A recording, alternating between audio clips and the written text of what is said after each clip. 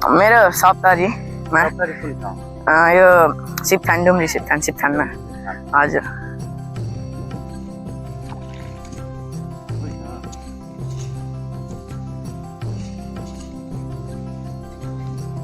नमस्कार, स्वागत छ यहाँहरूलाई मिथिला टाइम्स युट्युब च्यानलमा। तपाईहरु हेर्दै हुनुहुन्छ तराईबाट तराईका तरंग दृश्यहरू। तराईको एउटा नदीको जुन नदीको नाम हो खाँडो नदी। खाँडो नदीमा पानी नभएको कारणले छठ पर्व गर्नको लागि धेरै अप्ठ्यारो भइरहेको छ। त्यसको लागि यहाँका बासिन्दाहरू मिलेर सबैजना नदीमा तटबन्ध आफ्नो हातले कोदालोले तटबन्ध बनाइरहेका छौँ हामीहरू। तपाईहरु हेर्दै हुनुहुन्छ तराईबाट तराईका दृश्यहरू र यही नदीमा भव्य तरिकाले छठ पर्व हुन गइरहेको छ।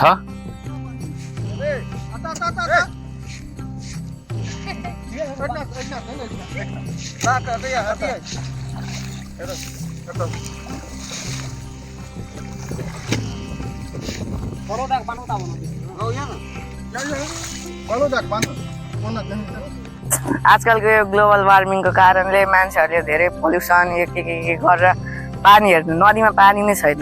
अब छैठ मनाउनु पर्यो, छैठमा त पानी चाहियो। अझ पानी नभएर अब यसरी मान्छेहरूले खनेर यस्तो गर्दैछन्। यो मेरो सप्तरीमा यो सिप्थान डुम्री सिप्थानमा हजुर।